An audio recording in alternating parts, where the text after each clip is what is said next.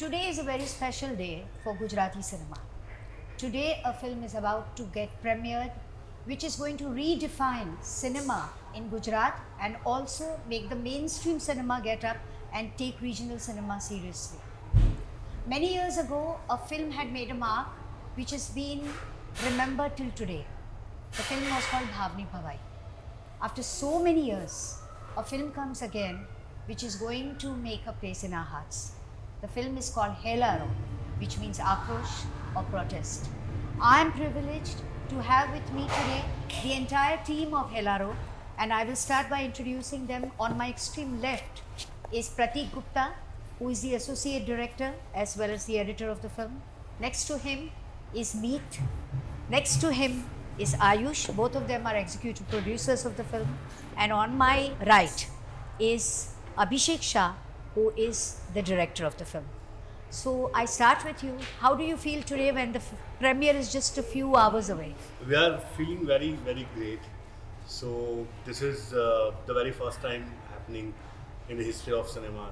So we are getting the Golden Lotus and film is here, and the Bombay people will see the film and people like you will see the film. So we are very happy. तो ये आपकी पहली film है? Yes. इसके पहले आपने theatre किया है थिएटर किया। बहुत ज़्यादा, और ये मुंबई का जो नशा है, मुंबई माया नगरी जो बोलते हैं, उसका पहला एक्सपोजर है आपके लिए। तो क्या लग रहा है मुंबई सिटी के बारे में? बहुत फैसिनेटिंग तो है ही मुंबई, और ये इंडस्ट्री भी बहुत फैसिनेटिंग है।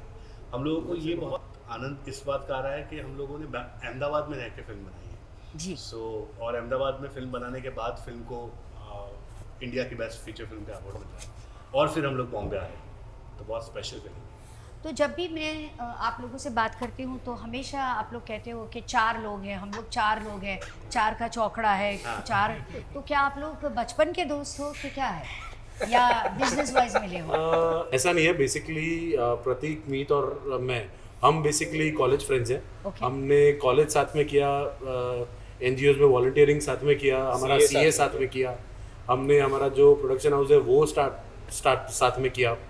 उसके बाद जैसे ही स्टार्ट किया, अभिषेक भाई के साथ मुलाकात हुई और उनके साथ हमारा कोलैबोरेशन बहुत ही फैमिली लेवल का right from the very first day थे से ही था। वो कॉन्सेप्ट्स लिखते थे, वो स्क्रिप्ट लिखते थे, हम एग्जीक्यूट करते थे, और डिस्कशंस बहुत होते थे। तब से ही एक बहुत स्पेशल कनेक्शन था, तो वो कोई क्वेश्चन ही नहीं है। मीत भाई, आपको लगता है कि आयुष भाई बिल्कुल सही कह रहे हैं, या जब 4 चौकड़ी होती है तो उसमें बहुत ज़्यादा ओपिनियंस होते हैं, it becomes very difficult to decide, there are too many disagreements? नहीं यार, हम चारों का ट्यूनिंग बहुत अच्छा है, और पता नहीं, एक बेसिक अंडरस्टैंडिंग ऐसी है कि लॉजिक हमेशा वर्क करेगा, और जिसका भी हो वो, और डिफिट सबको एक्सेप्ट करनी पड़ती है। तो हम चारों के बीच बहुत बार ऐसा होता है कि किसी एक का पॉइंट ही स्ट्रांगली आता है और 3 का अगेंस्ट होता है, बट अगर एक का पॉइंट स्ट्रांगली है बट अगर वो सही है तो वो इम्प्लीमेंट किया जाता है। तो हमारे में वो ऐसा नहीं कि मेरा पॉइंट हमारे लिए क्या अच्छा है एज अ यूनिट, वो हम लोग कॉल लेते हैं, तो इसलिए शायद हम लोग साथ में हैं। So, Pratik, you tell me, how was the idea born? So, it was a very like fortunate day, I would call it. It was Sharad Poonam in 2016, and Abhishek bhai and me were invited to some Garba of an NGO, and we'd gone there. And I was just, so we were like, we finished our documentary, सब कुछ हो गया था ना, 1 साल से कुछ किया नहीं था ना। I was like creatively frustrated in a way, where I just told him कि सर अब कुछ शुरू करना है, let's start something, let's do something, let's make a film. And he said, यार if you want to make a film, we should make something like this. So मैं बोला like what? तो ये एक बार आरती खत्म हो जाने दे फिर बात करेंगे। बोला सर आप बोलो ना, आरती चल रही है, वो आरती बहुत लंबी होती है। बोला सर आप बताओ ना प्लीज़। तो he started narrating, he narrated it to me in 2 minutes.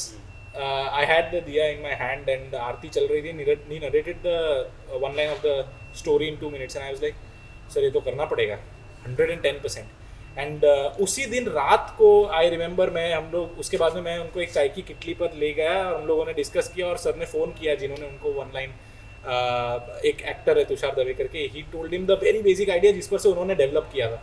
Then we understood कि इट्स अ फोकलोर जिसमें से अभिषेक भाई ने पूरा स्टोरी आगे डेवलप किया है। तो वी वर लाइक यार अब ये करना पड़ेगा, एंड देन ही सेड कि चलो स्क्रीन प्ले लिखेगा तू मेरे साथ, लाइक यस डेफिनेटली लिखूंगा, and we started writing the screenplay. Abhishek, आप बताओ कि वो जब आरती चल रही थी आपने तभी सोचा ये ऑलरेडी आपके अंदर बिरयानी बन गई थी? हाँ, बिरयानी बन गई थी। हाँ। बेसिकली एक दोस्त है हमारे, उन्होंने मुझे एक फोकलोर की कोई कहानी सुनाई थी, लेकिन वो फोकलोर की कहानी का जो बेस है वो और मैं कुछ करना चाहता था, वुमन सेल्फ एक्सप्रेशन पे। उसकी एक कहानी छोटी सी ऐसी है कि मेरी कोई दोस्त है, किसी ने मुझे फेसबुक पे रिक्वेस्ट भेजा, मैंने उसके साथ बात की, बहुत बहुत पुरानी दोस्त, स्कूल कॉलेज की।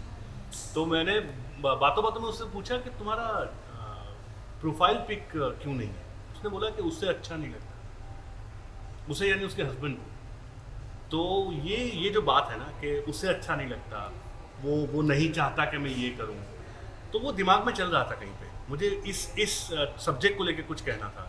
और वो जो फोक टेल है उसमें मैंने कहीं सुना कि औरतें गरबा करती है, ढोली ढोल बजाता है, तो वो ढोली का ढोल बजाना वो मैं इसके साथ उसको जोड़ दिया।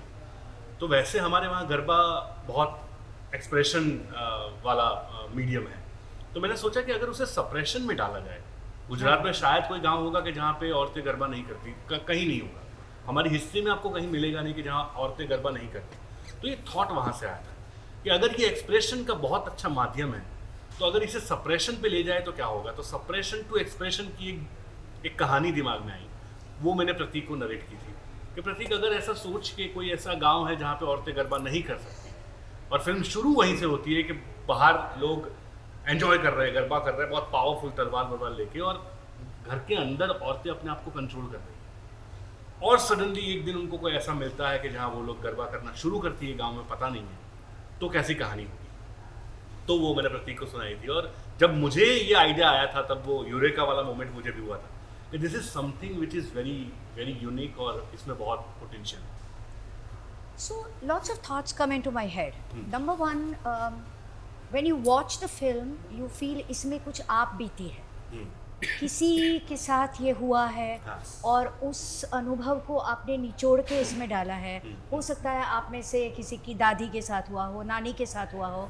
मैं दादी नानी से कह रही हूँ क्योंकि हम लोग 75 की बात कर रहे हैं। हाँ। और हो सकता है कि आप वो 75, 77 का जो टाइम है, इमरजेंसी का टाइम था, तो उसके सप्रेशन की बात कर रहे हो, और इसलिए ये पूरा बनाया है एज अ मेटाफर।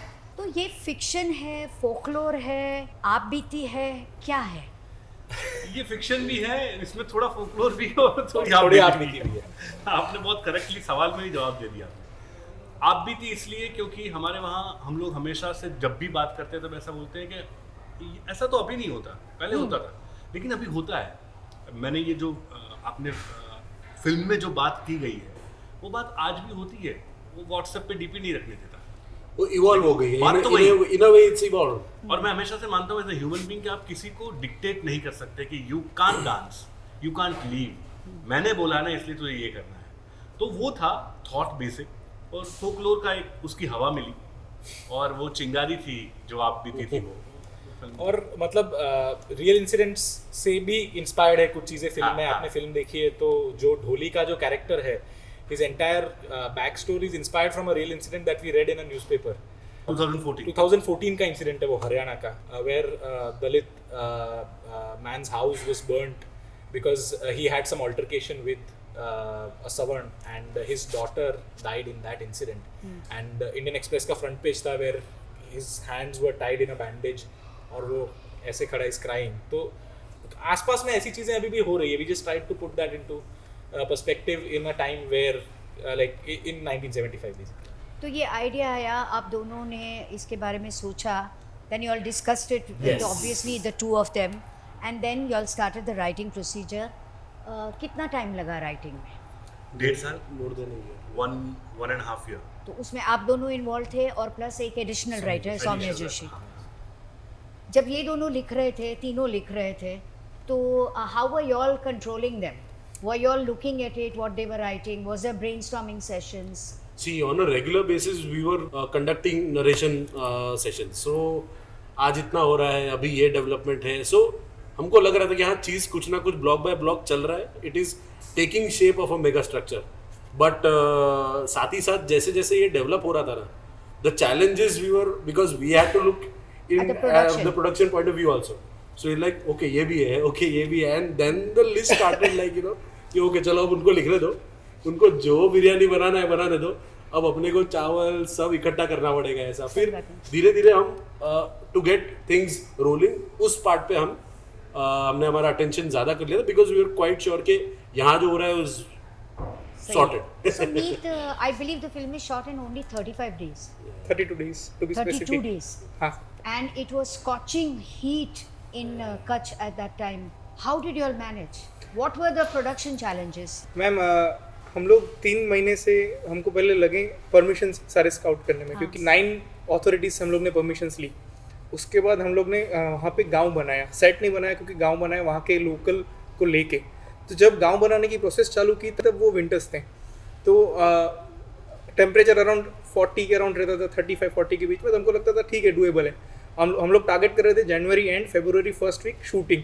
तो लगा जब तक समर्स आएंगे तब तक हम लोग यहाँ से निकल जाएंगे. बट सेट बनने में, गांव बनने में टाइम लगा, delayed, it got delayed, and 1.5 महीना तक. फिर 12 मार्च को हम लोग ने जब समर्स चालू हैं तब हम लोग ने शूटिंग चालू किया.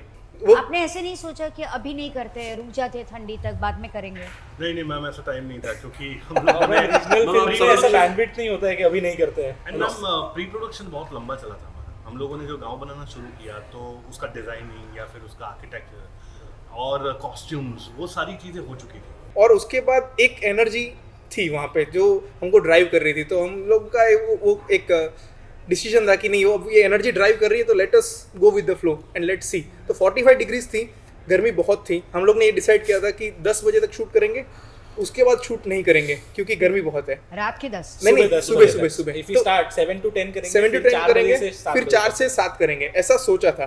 पहला दिन सोचा, फिर लगा कि ये तो होने से रहा. सब लोग को हाथ जोड़े, बट एवरीबडी कोऑपरेटेड एंड हम लोग ने 12 बजे, 1 बजे, 2 बजे धूप में शूट किया एंड एवरीबडी कोऑपरेटेड एंड हो गया, क्योंकि वो एटमॉस्फेयर ही कुछ स्पिरिचुअल था. अभिषेक, ये पहले से आपने सोचा था कि आप लोग बड़े स्टार्स को नहीं लेंगे क्योंकि all of them are new faces, क्योंकि इतना अच्छी रोल है कि anybody who is a nice looking face would have agreed to do the film and you would have got a better opening probably. I have a clear thought from day one that the story is a hero. और जिस condition में shoot करना था, हम लोगों को challenges पता था, क्योंकि वहाँ जाने के बाद कोई वैनिटी वैन नहीं होने वाली थी. वहाँ जाने के बाद बहुत गर्मी होने वाली थी. हम लोगों के पास ऐसे रिसोर्सेज नहीं थे कि हम लोग एक रूम में 1 या फिर 2 लोगों को रख पाए. शायद 4-5 लोग एक रूम में, 10 लोग एक रूम में तो रहने वाले थे. तो मुझे मैंने ब्यूटीफुली कहीं पे बोला था, मुझे बोलने में बहुत मज़ा आया था. मैं फिर से दोहराता हूँ कि मुझे स्टार्स के साथ काम नहीं करना था, मुझे एक्टर्स के साथ काम करना था. तो आई वॉज वेरी कॉन्फिडेंट कि मुझे जो एक्टर्स अच्छे लगते हैं उन्हीं एक्टर को मैं लूँगा. Jayesh Maurya was my first choice, लेकिन मैं जयेश को छोड़ के कोई दूसरा बड़ा एक्टर लेके आऊँगा और फिल्म को बड़ी बना दूँ, ऐसा नहीं सोचा था. और अगेन मैम, आपका बहुत एक्सपीरियंस है, आप जानते भी हैं कि हमारे वहाँ प्रोजेक्ट भी बनते हैं और फिल्म भी बनती है. प्रपोजल्स? हाँ, तो ये प्रोजेक्ट नहीं था हमारे लिए, ये फिल्म थी. तो बहुत ऑनेस्ट रहने की कोशिश की थी कि ऐसे लोगों को ले आया जाए कि जो इस प्रोजेक्ट को 100% दे. दूसरा ये भी था कि शूटिंग के 32 डेज नहीं, उसके पहले 2 महीने यानी इंटेंस वर्कशॉप्स. और इंटेंस वर्कशॉप्स के लिए एक्टर्स प्रिपेयर नहीं होते हैं, क्योंकि उनको इतने सारे दिन देने होते हैं. तो कितने दिन देने थे? प्रोबेबली 3 महीना, यानी 100 डेज सब मिला के उनको उनकी लैंग्वेज पे, उनके बॉडी लैंग्वेज पे. ये वर्कशॉप्स वगैरह का आपको कहाँ से एक्सपीरियंस है? क्योंकि कास्टिंग का आपको है, मुझे मालूम है, द थिएटर से. हाँ. सो थिएटर से मैं वैसे भी वर्कशॉप भी हैंडल करता था जी. तो वो पता था कि जिस तरह का काम करना है उसमें एक्टर्स प्रिपेयर होने बहुत ज़रूरी है. तो एक दिमाग में सोचा था कि जब फ्लोर पे जाएंगे तब मैं जितना कॉन्फिडेंट हूँ, हम लोग सारे जितने कॉन्फिडेंट थे, इतने भी एक्टर भी कॉन्फिडेंट होने चाहिए उनके रोल को लेके, उनके डायलॉग्स को लेके, स्क्रीन प्ले को लेके. तो इसके लिए एक्टर्स को पहले ही ये जब ये दोनों लॉक कर रहे थे तो एक्टर्स को पूछ रहे थे कि भाई इतना कमिटमेंट चाहिए, आप दोगे? अगर हाँ आती है तो ही आगे बात चलती थी, तो ही कहानी सुनाते थे हम लोग. उन लोग को भी कहीं ना कहीं समझ में आता है ना कि इस चीज़ में दम कितना है. Were there any casualties, any emergencies? So because during of the heat? shots, नंगे पैर सारी फीमेल कास्ट को in the between of a desert. But I saw them wearing chappals. In some shots. Yeah, some shots. Only in Garbas. walking. Garba Not in करते वक्त Garbas. they नहीं, can't Garba wear नहीं. because it's also religious. They must have got cons. Yes. ना? Yeah. And क्योंकि अब बैंडेड्स या आप कुछ भी लगाएंगे तो वो फटाक से निकल जाता था, तो काफ़ी बार तो वो लोग सेलो टेप लगा देते थे कि ताकि वो वुंड को कवर करके ये शॉट निकल जाए। हमने हाँ वो बेहोश भी हुए हैं, फिर वो इमीडिएटली ग्लूकोज एंड एवरीथिंग वो सारे अरेंजमेंट्स भी किए गए, बट A couple उस of level days का were really commitment- bad because generally क्या था वहाँ पर wind बहुत थी, so गर्मी होती थी but wind की वजह से it was still bearable, but I remember a couple of days जब wind just dropped completely और तब वो जो धूप लगी एक्टर्स को, I think once एक ही दिन में 4 actors, हाँ, 4 हाँ, female हाँ, actors एक ही दिन। fainted बेहोश हो गए। and the problem with that place was एक dispensary था 20 किलोमीटर दूर, अगर उससे जरा सा भी प्राइमरी केयर थोड़ा सा भी अगर ज़्यादा चाहिए it was straight to Bhuj 90 kilometres. So it was so tricky and उस दिन हमारी मीटिंग हुई, हमको पता है हम लोगों ने ऐसा सोचा यार नहीं शूट कर सकते, लेट्स नॉट शूट टुडे, हमारा कोई इंपॉर्टेंट शॉट हमको कंप्लीट करना, because we were moving to night sequences, then we had to finish the day schedule, और हमारा बहुत एक क्रिटिकल मीटिंग हुआ कि यार नहीं करते हैं, देन वी डिसाइडेड कि नहीं करते हैं बिकॉज एक्टर्स को इतना पेन में नहीं देखा जा रहा था, and then surprisingly during that meeting only actors came up and said कि नहीं करेंगे, कोई टेंशन नहीं है, will shoot again, and I think 2 घंटे के ब्रेक के बाद we started shooting and finished it. कभी ऐसे लगा ड्यूरिंग द शूटिंग कि शायद ये फिल्म कंप्लीट नहीं होगी? That was the day. Yeah, that was the उस दिन ऐसा लगा था हम चारों को कि हम लोग थोड़ा ज़्यादा कर रहे हैं, इतनी सारी लड़कियां, कोई बीमार है, किसी को वॉमिटिंग हो रही है, किसी को बहुत स्टमक किक हो रहा है, कोई बेहोश है, 2-3 बेहोश हो जाएगी ऐसा लग रहा है देखने से। उस दिन थोड़ा सेल्फ डाउट भी आया था कि हम लोग क्या कर रहे हैं इन लोगों के साथ। उस दिन हम लोगों ने सोचा था कि आज शूटिंग नहीं होगा, और जब शूटिंग नहीं होगा ऐसा डिसीजन लेते हैं तो हमें पता है कि पीछे क्या क्या होने वाला है, लेकिन वो अगेन एक चीज़ इसमें मैं बोलना चाहूँगा, हमारा शूट खत्म होने के 2 दिन पहले हमारी फिल्म का प्लॉट है, मेजर प्लॉट है कि बारिश नहीं हो रही है। 2 दिन पहले हमारा जो हम जहाँ पे स्टे कर रहे थे वहाँ पे तूफान आता है, बारिश आती है, हम लोग को डर है कि अगर सेट भीगेगा तो हम कैसे शूट कर पाएंगे।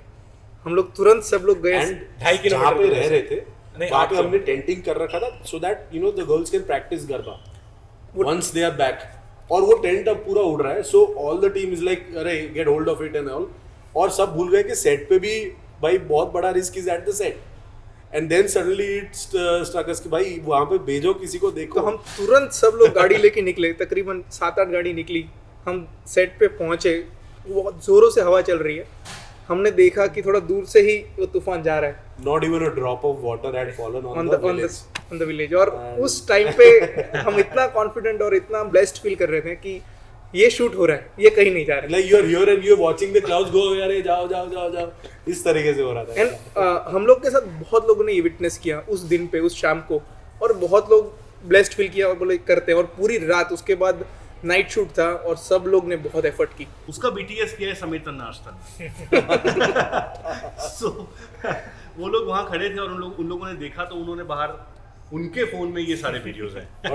But to summarise it ma'am, इतने चैलेंजेस थे, एवरीवन हैड देयर इश्यूज, काम करना है, इतना स्केल है, plus weather problem, logistic problem, सब कुछ, but at the end of the day सबको इतना काम करने में मजा आया ना, हमको ऐसा है कि जीवन में वापस से ऐसा काम का हाई मिल जाए ना तो ऐसा लगेगा कि हाँ भाई कुछ किया है ऐसा।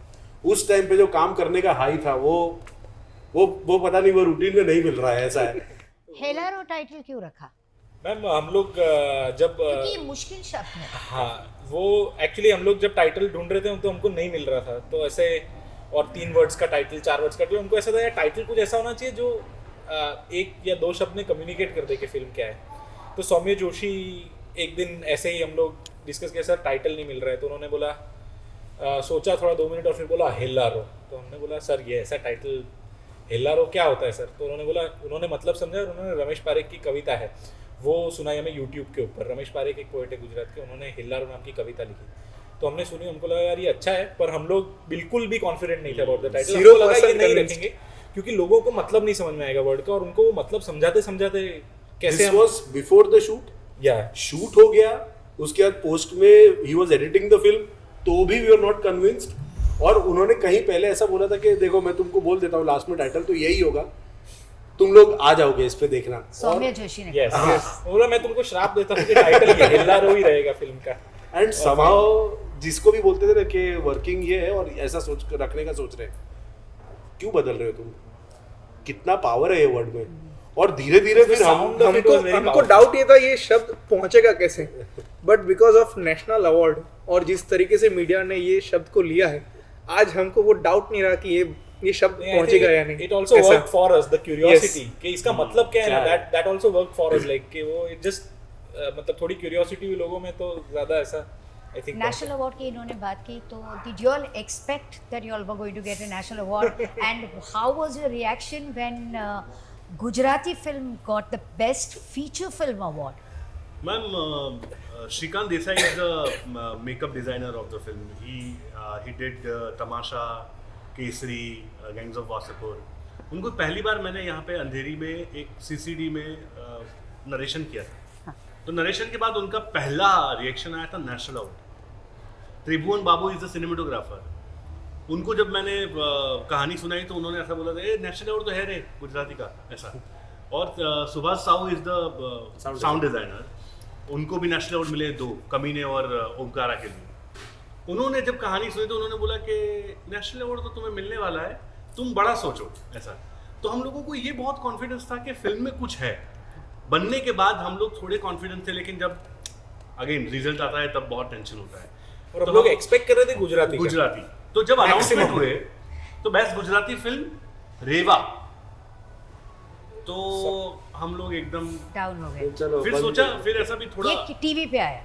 नहीं, हम ये लाइव live स्ट्रीम देख रहे थे हमारी ऑफिस लाइव में. स्ट्रीमिंग होता है ये. तकरीबन 25-30 लोग हम इकट्ठा हुए थे ये देखने के लिए, क्योंकि हमको लग रहा था हमको तो मिलेगा. गुजराती वाला तो और ये अवार्ड जब अनाउंस हुआ रेवा को, तो हम लोग हो गए Down. वैसे खुशी थी क्योंकि गुजराती फिल्म को अवार्ड मिला. और फिर तो ऊपर आते आते कितना टाइम लगा. हाँ, बहुत देर. बहुत. और हमारे 15-20 कुछ ऐसे दोस्त थे जो एक्टर्स हैं और हमारे चीफ एडी, उन लोगों ने तो देखना बंद कर दिया था. वो तो जहाँ कहीं देख रहे थे लाइव, उन लोगों ने देखना बंद कर दिया था कि अब तो कुछ मिलने वाला नहीं. फिर और फिर हम 13 लड़कियों को 13 स्पेशल जूरी अवार्ड, रजत कमल. तो हम लोग खुश हो गए, और खुश हो गए तो थोड़ा सेटिस्फाइड भी हो गए कि चलो गुजराती का नहीं मिला, ठीक है. स्टोरी. और एंड में लास्ट अवार्ड राहुल रवे साहब ने बोला कि बेस्ट फीचर हम लोग फिल्म सुन रहे थे, पर This is Gujarati expectation film. इतनी नहीं थी. हाँ. पर हम लोग सुन रहे थे. Is a Gujarati film. और हम लोगों को ये पता था कि बहुत अच्छा फिल्म बना है. तो गुजराती फिल्म बोले ना, तो ये जितने लोग हैं सारे उछल पड़े. तो मैंने बोला एक मिनट, नाम तो सुन लो, दूसरी भी हो सकती है. फिर उन्होंने बोला हिल्लारो. और तो फिर मुझे याद है कि हम लोगों ने बहुत बहुत एंजॉय किया था. आवाजें हम लोगों की फट पड़ी थी. हम लोग एक Full night party. दूसरे को मार रहे थे. लेकिन 15-20 मिनट के बाद मैं जिसको भी हाथ पकड़ता था, मिलता था, मैं मेरा हाथ बोलता नहीं था, पकड़ा था सर आप. एक बार भाई, एक बार देख लेना कि सच्ची ये हमको सच्ची मिला है. ना. उन लोगों ने DFF ने किया है क्या अपलोड, वो देखना, मुझे DFF का डॉक्यूमेंट दिखाना. ऐसा और क्योंकि कोई मानने को तैयार नहीं था honestly. Like there is a group on WhatsApp, Gujarati film fraternity, film makers of Gujarat and things like that. और सबने रेवा को कांग्रेचुलेट करना शुरू कर दिया था, क्योंकि रेवा का आया और हिल्लारो का उसमें 15 मिनट का गैप था. तो रेवा को कांग्रेचुलेट करना शुरू कर दिया था, और जैसे ही हिल्लारो का आया तो किसी ने लिखा हिल्लारो बेस्ट फिल्म. तो सब लोग लिख रहे थे ना भाई, रेवा को मिल गया है, रेवा ने मड़ी गए उसे, हिल्लारो ने नहीं. वो सेटल डाउन होने में भी बहुत टाइम लगा. और Ayush was not here and he didn't know result आ गया है because he was on a intercontinental flight to Europe.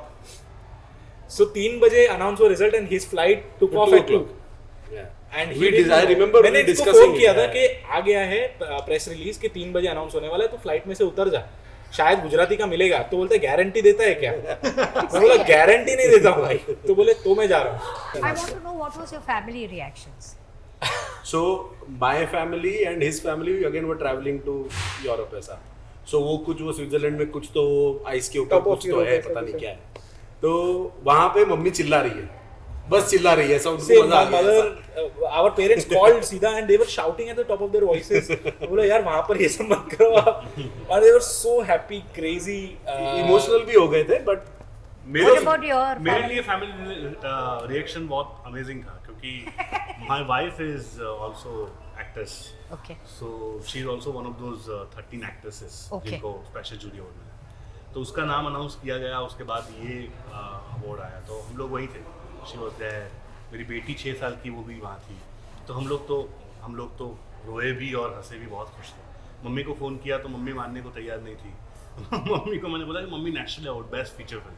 फिर मम्मी एकदम थोड़ा सिंक इन हुआ. तो फैमिली रिएक्शन वाज अनबिलीवेबल. नीत आपका? मेरे पेरेंट्स थोड़ा दूर रहते हैं अहमदाबाद से, 120 किलोमीटर टाउन है सुरेंद्र नगर करके. तो जब पहले हम लोग फ़ोन पे बात कर रहे थे कंटिन्यूसली कि रेवा को मिला, तो वो लोग भी सैड हो गए थे, उन्होंने बंद कर दिया था। जब मैंने बोला हमको अवार्ड मिला, बोले नहीं नहीं नहीं गलत बोल रहे हैं बेटा, हो गया ये अपना ख़त्म। नहीं आप समझो ये आया है, कहाँ आया है। तो वो पहले मानने को रेडी नहीं थे। फिर मैंने जब उनको क्रिएटिव दिया तो वो चिल्लाए और पूरी ऑफिस चिल्लाई और उनको पता चला हाँ ये कुछ और हुआ है। नेशनल अवार्ड मिला और इस साल के 50th इंटरनेशनल फिल्म फेस्टिवल जो गोवा में है, वहाँ पे इट्स एन ओपनिंग फिल्म और आज मुंबई में आपका प्रीमियर हो रहा है। और मैंने देखा कि main stream cinema is very curious about the film. तो क्या लग रहा है कि अभी वो सीए गिरी छोड़ के जो आपने ये फिल्म गिरी शुरू की है, तो you are on the right track? अभी तो लग रहा है, अभी लग रहा है we are on the right. अभी तक ब्रेक चल रहा है हमारा सीए से। और अभिषेक, आप अभी क्या होता है ना, शेर को खून लग जाता है। अभी ये सब अवार्ड्स आ गए हैं तो अभी मुझे ऐसा लग रहा है कि गुजराती सिनेमा को आप बाय बाय करके हिंदी फिल्म बनाओगे। क्या लग रहा है आपको? नहीं मैम, मुझे ऐसा नहीं लग रहा। मुझे नहीं पता कि मैं सेकंड फिल्म कौन सी बनाऊंगा। वैसे हम चारों लोग मिलके डिसाइड करने वाले हैं, लेकिन ऐसा कोई ड्रीम नहीं है कि I want to make Hindi film. और लैंग्वेज सोचा नहीं, लेकिन मुझे थॉट सबसे पहला गुजराती में आता है। गुजराती लिटरेचर से मेरा जुड़ाव बहुत है, मैं बहुत पढ़ता हूँ और मेरा कनेक्शन भी लिटरेचर के साथ बहुत है। तो मैं अभी नहीं बता पाऊंगा कि मैं हिंदी बनाऊंगा क्या नहीं, लेकिन मैं गुजराती फिल्म तो बना रहा हूँ, वो तो पता है। When you watch a film, you usually know what it is about and you try to sum it up in a few sentences. After watching Hello, I'm still not certain what is the film about, because it is about so many things. It is about the patriarchal system, it is about oppression, it is about female gaze, it is about female bonding, it is about dance, it is about expression, it is about rain, it is about drought. It is about families. It is about being human. There is a beautiful dialogue in the film where one of the heroines says that she is alive only when she dances. She also talks about the men in her life and she says that when God is kind, He gives a woman's heart to a man. My suggestion is watch the film. It is worth it. Thank you. Thank you. Thank you so much. Thank you.